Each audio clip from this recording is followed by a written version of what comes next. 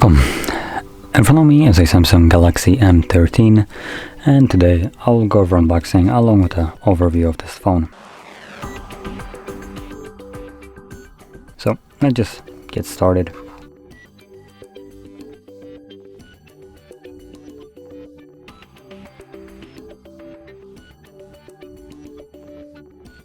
Okay, so there we go. We don't get much in the box, as you probably just seen. Just a cable and SIM eject tool, along with some paperwork. So now let's go into the specs of this phone. So we're looking at 6.6 inch display. It's a 720p by 1600, and it is a IPS LCD display with a 90Hz resolution, 266 pixels per inch, and 82.7% screen to body ratio.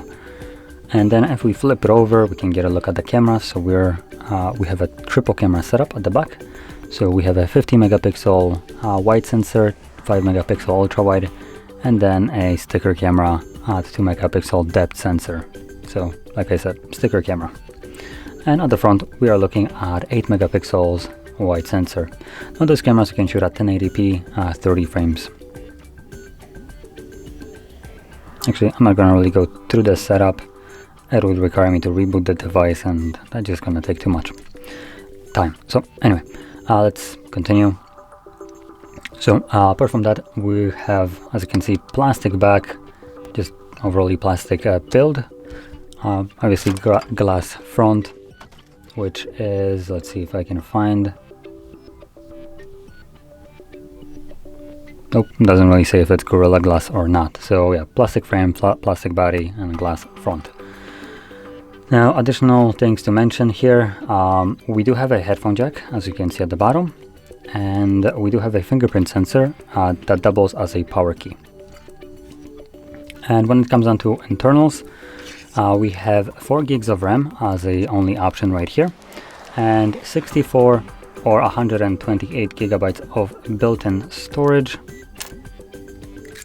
with expandable storage using SD cards if you need more than 128. So in terms of the processor here, we have an Exynos 850, which I think is like one of their lower ends, and I guess that's probably what you would expect considering this phone is on a budget side. Though I don't really see a price, but the specs kind of speak for itself.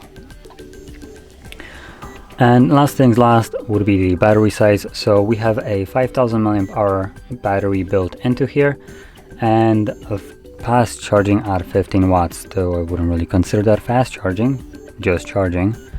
So yeah, fairly big battery and no charger for it. Keep that in mind, we only get a cable. So anyway, that's basically all there is to this phone. All the specs and everything that was in the box. So if you found this video helpful, don't forget to hit like, subscribe, and thanks for watching.